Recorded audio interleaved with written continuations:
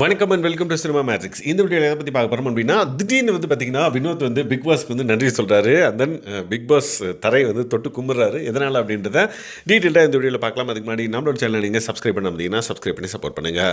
So Vinod அண்ணாவை பற்றி நிறைய பேர் உள்ள ஒரு விஷயத்தை பேசிகிட்டு இருக்காங்க. அப்போ வினோத்துக்கு ஃபோக்கஸ் வைக்கிறாங்க. அவர் காலையில் குளிச்சுட்டு எல்லாம் ரெடியாகி வெளியே இருக்கிற கார்டன் ஏரியாவில் அங்கே உட்காந்துட்டு இருக்காரு. அமித் கிட்ட ஒரு சில விஷயங்கள் டிஸ்கஸ் பண்ணிட்டு இருக்காரு.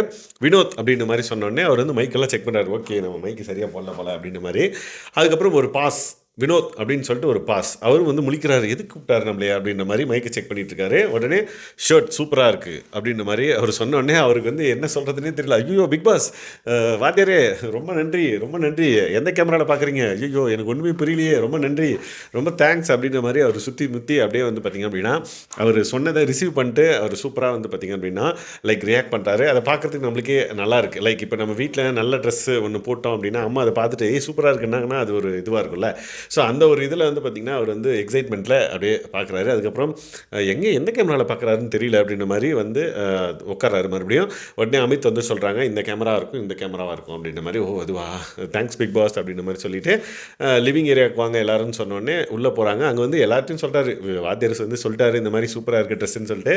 ஸோ அதனால் இன்றைக்கி ஃபுல்லாக நான் இதை தான் போட்டு தான் தூங்க போகிறேன், நாளைக்கு காலையில் தான் கழட்ட போகிறேன் அப்படின்ற மாதிரி அவர் ரொம்ப எக்ஸைட் ஆகி ரொம்ப அதை நல்லாவே ரிசீவ் பண்ணி சூப்பராக அதை வெளிப்படுத்திட்டு இருக்காரு. அந்தளவுக்கு ஒரு ஹாப்பியாக இருக்கார் அப்படின்னே சொல்லலாம்.